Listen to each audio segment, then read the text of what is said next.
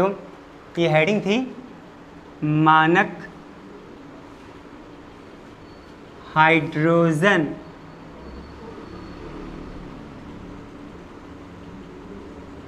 Electrode विभव।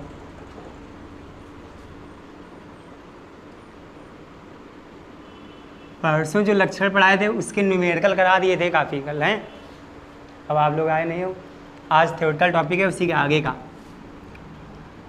चलो उसका घर पे वीडियो बना के डाल देंगे, कवर हो जाएगा, पढ़ा देंगे कल वाला। सुनो 6 लाइन की डेफिनेशन है एक तरह से, इस पर टिप्पणी पूछी जाती है, शॉर्ट नोट। देखो सुनना बहुत अच्छे से। मानक हाइड्रोजन इलेक्ट्रोड विभव कैसे कहते हैं, सुनना।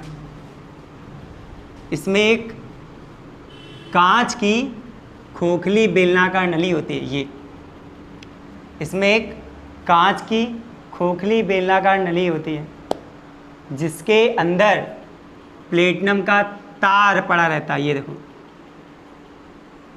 ये तार प्लेटिनम की पत्ती से जुड़ा रहता है और कांच की ट्यूब के अंदर बंद रहता है। 4 लाइनें हो गई। इसमें देखो कांच की खोखली बेलनाकार नली होती है, कांच की खोखली बेलनाकार नली होती है जिसके अंदर प्लेटिनम का तार पड़ा रहता है। ये प्लेटिनम का तार प्लेटिनम की पत्ती से जुड़ा रहता है और एक कांच की ट्यूब के अंदर बंद रहता है। इसके बाद बस 2 ही लाइनें बचती हैं, इतना फिर सुन लो। इसमें कांच की खोखली बेलनाकार नली होती है जिसके अंदर प्लेटिनम का तार पड़ा रहता है। ये तार प्लेटिनम की पतली पत्ती से जुड़ा रहता है और कांच की ट्यूब के अंदर बंद रहता है। अब आगे सुनो। इस तार को 0.1 m का मतलब मोलर सांद्रण, इस तार को 0.1 मोलर सांद्रण के विलयन में डुबो देते हैं और ऊपर से एक वायुमंडलीय दाब पर हाइड्रोजन गैस प्रवाहित करते हैं तो विलयन में एक विभव उत्पन्न हो जाता है। वही विभव मानक हाइड्रोजन इलेक्ट्रोड विभव कहलाता है। इसको E0H से प्रदर्शित करते हैं और इसका मात्रक वोल्ट होता है। फिर सुनो, इसमें कांच की खोखली बेलनाकार नली होती है जिसके अंदर प्लेटिनम का तार पड़ा रहता है। ये तार प्लेटिनम की पतली पत्ती से जुड़ा रहता है और कांच की ट्यूब के अंदर बंद रहता है। कांच की ट्यूब के अंदर बंद रहता है। इस तार को 0.1 मोलर सांद्रण के विलयन में डुबो देते हैं और ऊपर से एक वायुमंडलीय दाब पर हाइड्रोजन गैस प्रवाहित करते हैं तो विलयन में एक विभव उत्पन्न हो जाता है जिसके कारण विभव उत्पन्न होता है जिसे मानक हाइड्रोजन इलेक्ट्रोड विभव कहते हैं। इसको E0H से दर्शाते हैं। आखिरी बार सुना। इसमें कांच की खोखली बेलनाकार 3 डेफिनेशन लिखा चुके हैं अभी, इसको मिला के।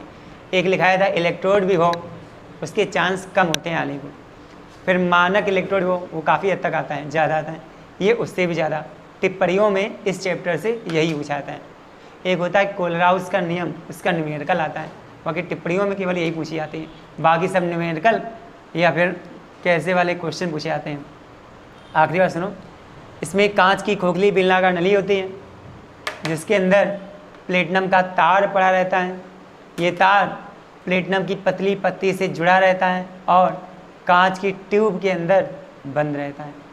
इस तार को 0.1 मोलर सांद्रण के विलयन में डुबो देते हैं और ऊपर से एक वायुमंडलीय दाब पर हाइड्रोजन गैस प्रवाहित करते हैं तो विलयन में एक विभव उत्पन्न हो जाता है जिसे मानक हाइड्रोजन इलेक्ट्रोड विभव कहते हैं। इसको E0H से प्रदर्शित करते हैं। देखो डाक से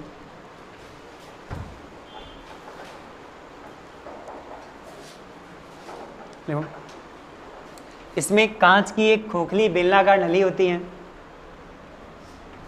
इसमें कांच की खोखली बेलनाकार नली होती है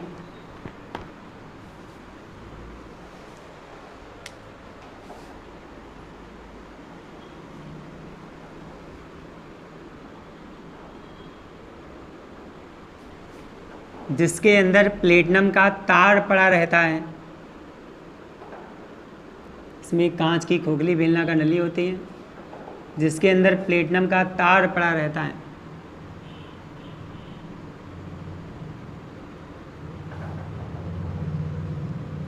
यह तार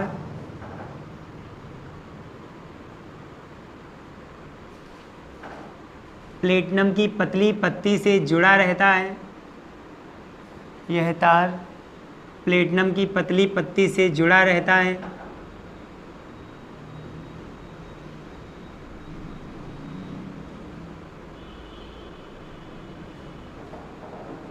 और एक कांच की ट्यूब के अंदर बंद रहता है।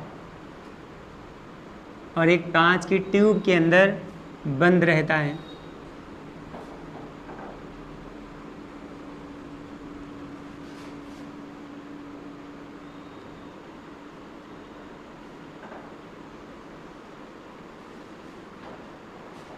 ठीक, लिखो इस तार को 0.1 इस तार को 0.1 मोलर सांद्रण के विलयन में डुबो देते हैं। इस तार को 0.1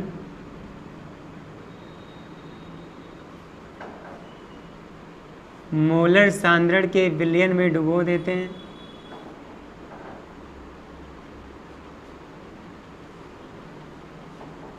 और ऊपर से एक वायुमंडलीय दाब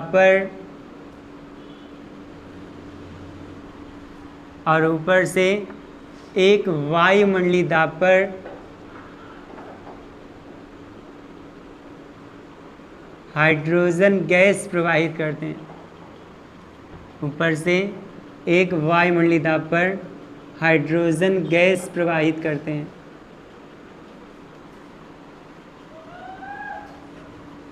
ठीक, जिससे विलयन में एक विभव उत्पन्न हो जाता है।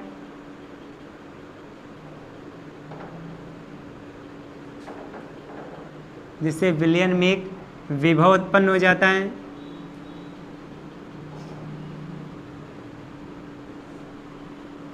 इसे ही मानक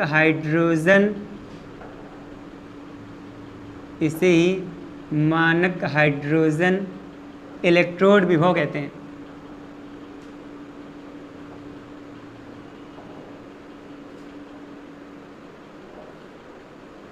ठीक, फिर लिखो इसे E0H से प्रदर्शित करते हैं। E0H से प्रदर्शित करते हैं। इसका मात्रक वोल्ट होता है।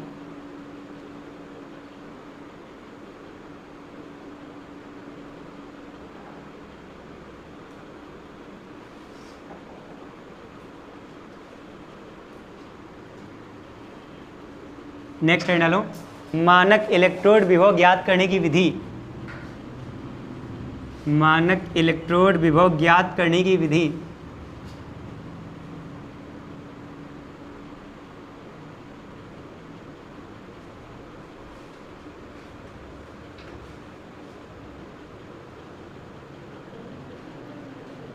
मानक इलेक्ट्रोड विभव ज्ञात करने की विधि। अब ये पूरा डायग्राम बनाओ, उसी में मत जोड़ लेना, ये अलग से बनेगा।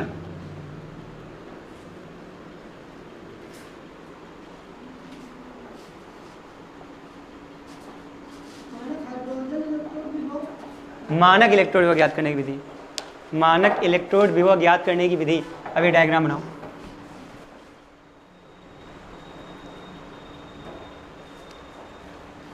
देखो पिछली क्लास में हम लोगों ने पढ़ी थी विद्युत रासायनिक श्रेणी। क्या थी सुनना, लिखाया था लिक बा सर का ना मग अल मन जन।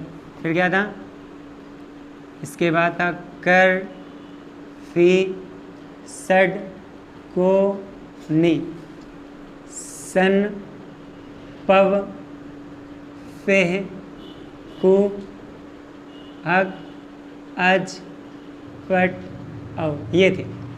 ये पूरी वर्टिकल लाइन में लिखाया था। इनके लक्षण लिखाए थे 17, ठीक है, 17 लक्षण यानी विशेषताएं लिखाई थी, और उन्हीं 17 विशेषताओं से कल हमने खूब सारे क्वेश्चन किए थे, न्यूमेरिकल वाला पार्ट और थ्योरेटिकल। तो इसमें एक लक्षण लिखाया था, याद करो, कहा था हाइड्रोजन के नीचे की धातुओं का E0 ऋणात्मक होता है। कहा था ऊपर की धातुओं का, सॉरी, हाइड्रोजन के ऊपर की धातुओं का E0 ऋणात्मक होता है, हाइड्रोजन के नीचे की धातुओं का E0 धनात्मक, और H का E0 होता है 0। हाइड्रोजन के ऊपर की धातुओं का मानक इलेक्ट्रोड विभव ऋणात्मक होता है, हाइड्रोजन के नीचे की धातुओं का मानक इलेक्ट्रोड विभव धनात्मक होता है, जबकि हाइड्रोजन का मानक इलेक्ट्रोड विभव 0 होता है। इतनी बात बताई थी। अब आप ये देखो, हाइड्रोजन का मानक इलेक्ट्रोड विभव 0 है, ठीक, ये समझ में आ गया हमको। तो सुनना बहुत अच्छे से, तुम्हें जिस धातु का मानक इलेक्ट्रोड विभव ज्ञात करना हो, हम उसी का लवण लेंगे। अगर पेपर में आ जाता तुम्हारे पास कि Fe धातु का मानक इलेक्ट्रोड विभव ज्ञात करने की विधि का सचित्र वर्णन करो, तो अगर Fe का ज्ञात करना होता तो यहाँ पे हम लोग FeSO4 का विलयन लेते और Fe की छड़ डाल देते। कहता कॉपर का ज्ञात करो, तो हम लोग कॉपर सल्फेट का विलयन लेते और कॉपर का इलेक्ट्रोड लगा देते। कहने का मतलब है, हमें जिस धातु का मानक इलेक्ट्रोड विभव ज्ञात करना होता है उसी का लवण लेंगे और उसी का इलेक्ट्रोड लगा देते हैं। अब अभी तो कुछ कह नहीं रहा है, तो हम अपने मन से कोई भी धातु ले रहे हैं। हमने जिंक धातु का मानक इलेक्ट्रोड विभव ज्ञात करने के लिए डायग्राम बनाया है। तो सुनना, क्या करते पहले टेम्परेरी सुनना, सुनो, जिस धातु का तुम्हें मानक इलेक्ट्रोड विभव ज्ञात करना हो उस धातु के इलेक्ट्रोड को जोड़ दोगे मानक हाइड्रोजन इलेक्ट्रोड विभव से। देखो, जिंक का ज्ञात करना है तो जिंक के इलेक्ट्रोड को हमने देखो जोड़ दिया है मानक हाइड्रोजन इलेक्ट्रोड।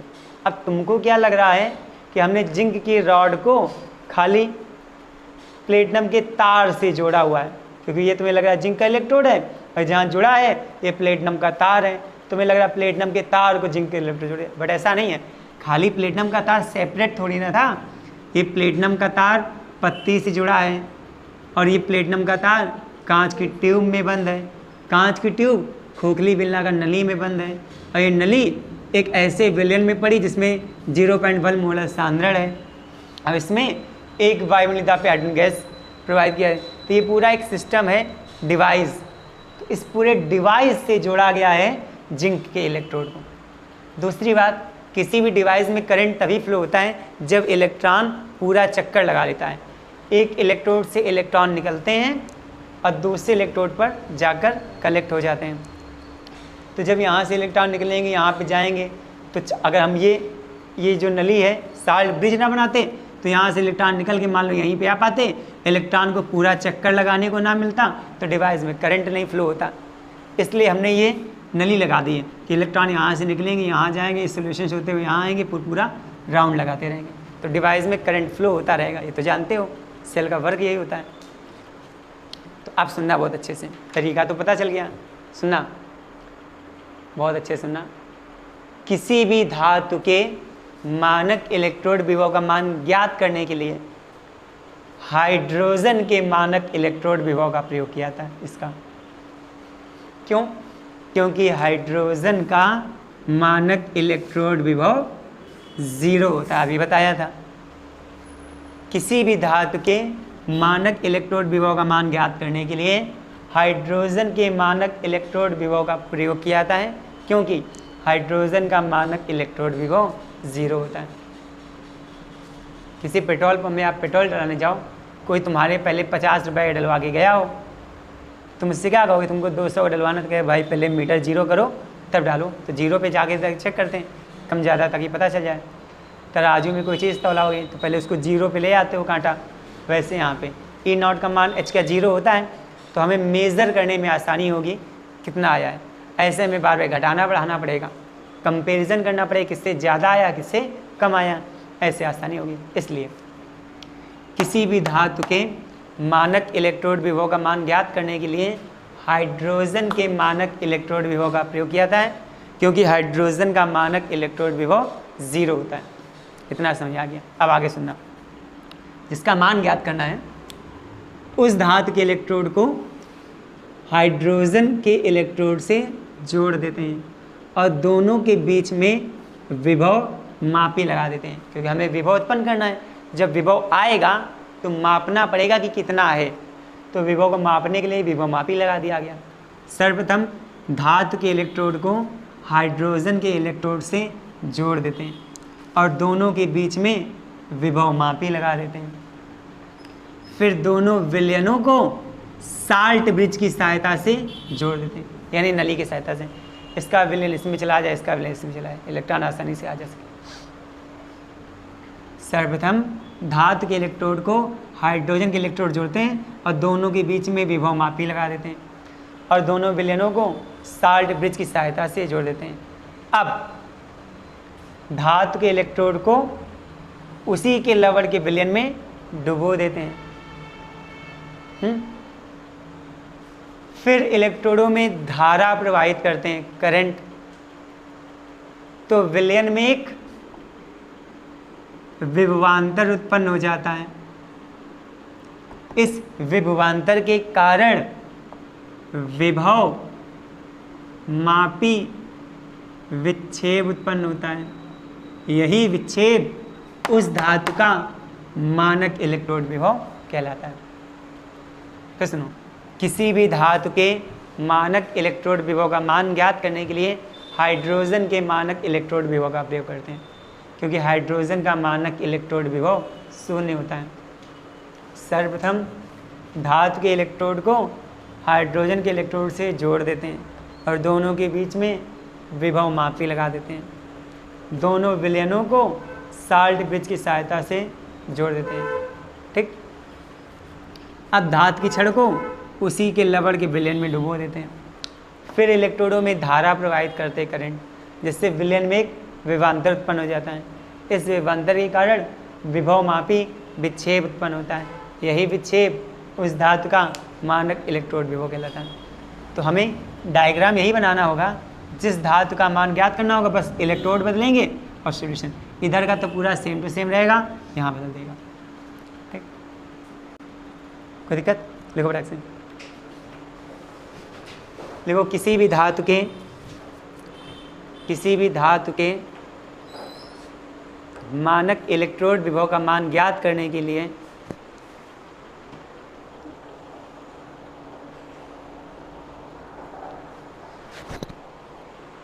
किसी भी धातु के मानक इलेक्ट्रोड विभव का मान ज्ञात करने के लिए हाइड्रोजन के मानक इलेक्ट्रोड विभव का प्रयोग किया जाता है। हाइड्रोजन के मानक इलेक्ट्रोड विभव का प्रयोग किया, क्योंकि हाइड्रोजन का मानक इलेक्ट्रोड विभव 0 होता है। क्योंकि हाइड्रोजन का मानक इलेक्ट्रोड विभव 0 होता है।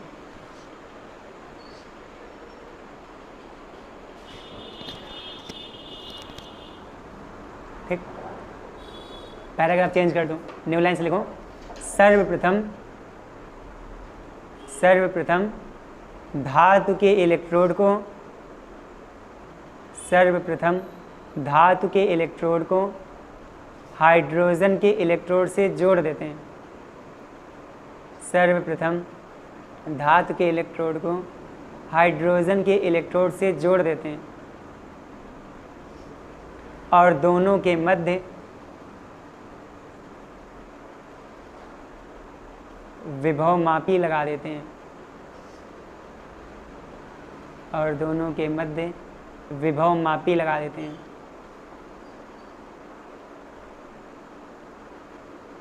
तथा दोनों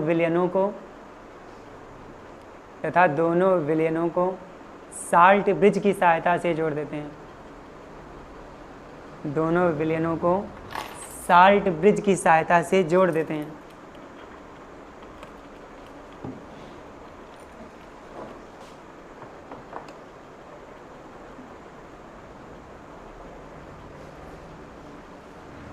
अब धातु की छड़ को, इसी के आगे लिखो, अब धातु की छड़ को उसी के लवण के जली विलयन में डुबो देते हैं। अब धातु की छड़ को उसी के लवण के जली विलयन में डुबो देते हैं।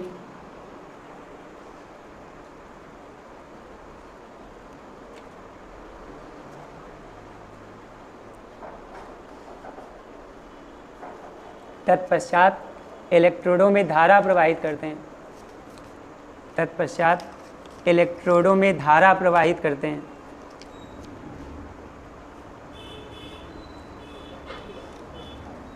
जिससे विलयन में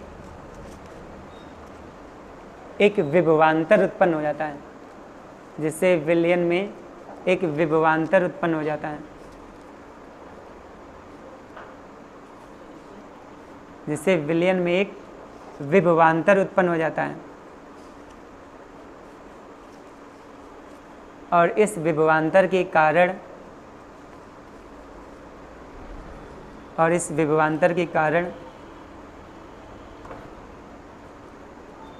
विभवमापी विक्षेप उत्पन्न होता है। इस विभवांतर के कारण विभवमापी विक्षेप उत्पन्न होता है।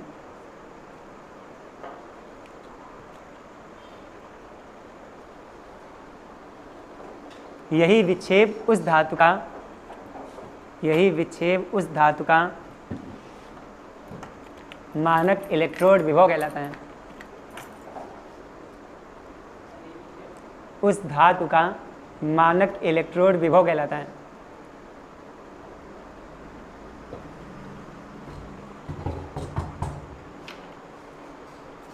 उतनी ही जल्दी घुलेगा, यानी किसी भी चीज़ को जितने पतले विलयन में घोलोगे, तनु विलयन में घोलोगे, उतनी ही जल्दी घुल जाएगा।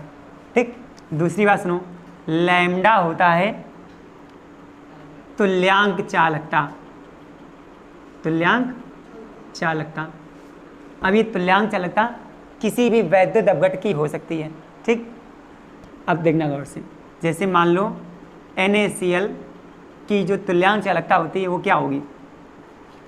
किसी भी वैद्युत अपघट को बहुत तनु विलयन में घोलो जिसकी तनुता हो इनफाइनाइट, मतलब बहुत ही ज़्यादा पतला, बहुत ही ज़्यादा डाइल्यूट सोल्यूशन हो जिसकी तनुता क्या हो? अनंत।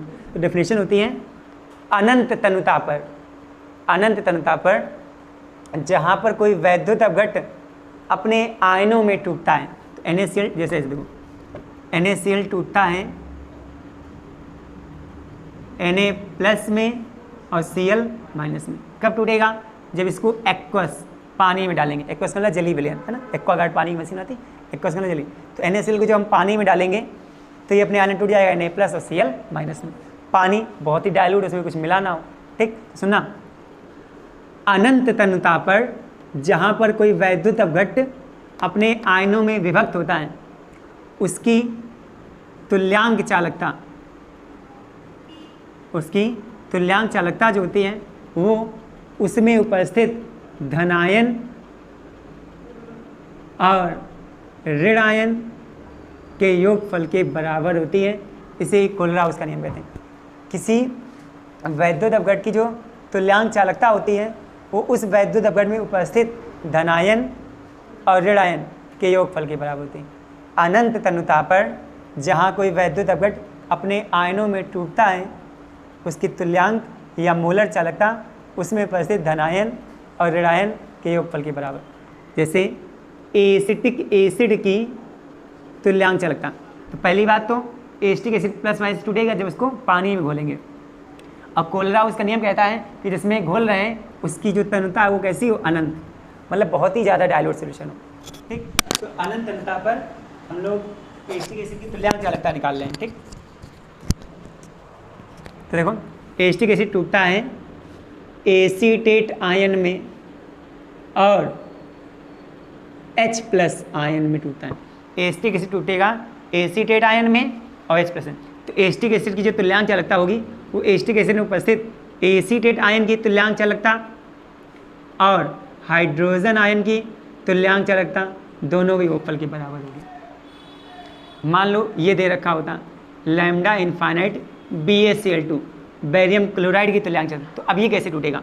Cl पे आता है माइनस, बट Cl कितने हैं? 2, तो 2 से आगे मल्टीप्लाई करेंगे, 2Cl 2 माइनस। वैज्ञानिक आर्हीनियस ने बताया था कि जब कोई वैद्युत अगर टूटता है तो समस्त ऋण आयनों की संख्या समस्त धन आयनों के बराबर होती है। यानी कोई पदार्थ टूटेगा तो पॉजिटिव आयन और नेगेटिव आयन हमेशा बराबर रहेंगे।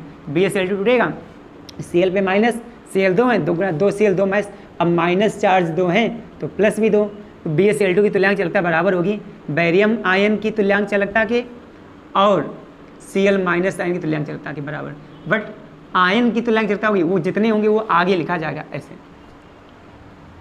ऐसे देखो, मान लो तुमसे कोई कहता AlCl3 की तुल्यांक चालकता क्या हो जाएगी? AlCl3 कैसे टूटेगा? ये टूटेगा Cl पे आएगा माइनस और एल्युमिनियम पे आएगा प्लस, बट 3 Cl है तो 3 से मल्टीप्लाई करेंगे, 3Cl 3 माइनस, अब माइनस चार्ज 3 है तो मजबूरन प्लस चार्ज भी कितने होंगे? 3, यानी एल्युमिनियम आयन की तुल्यांक चालकता प्लस क्लोराइड आयन की तुल्यांक चालकता बराबर। बट ये नहीं कि 3 को तुम अंदर बंद कर दो ना, 3 बाहर रहेगा, कोएफिशिएंट हमेशा आगे रहेगा, यानी 3 क्लोराइड आयन की तुल्यांक चालकता के बराबर। अनंत तनुता पर जहाँ कोई वैद्युत अघट अपने आयनों में विभक्त हो जाता है उसकी तुल्यांक चालकता या मोलर चालकता उस वैद्युत अघट में उपस्थित धनायन और ऋणायन की तुल्यांक चालकता के योगफल के बराबर होती है। न्यूमेरिकल जब करेंगे तो फार्मूले को इसी तरीके से तोड़ा जाता है, 3 समीकरण बनेंगे, उन 3 समीकरणों को सॉल्व करके हम आंसर निकालेंगे। ठीक, तो न्यूमेरिकल जब मिलेगा तभी बता पाएंगे। अभी लिखूंगा, देखो इस नियम के अनुसार किसी दुर्बल वैद्युत इस नियम के अनुसार अनंत तनुता पर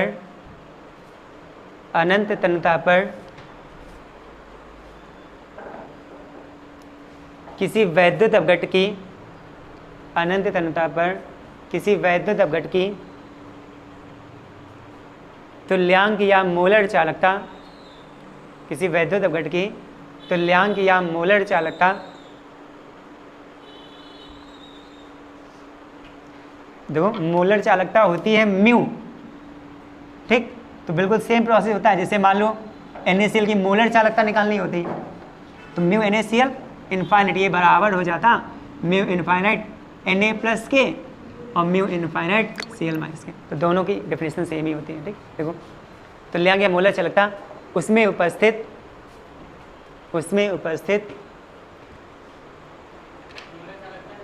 हाँ मोलर चालकता उसमें उपस्थित धनायन व ऋणायन के योगफल के बराबर होते हैं, उसमें उपस्थित धनायन व ऋणायन के योगफल के बराबर होते हैं।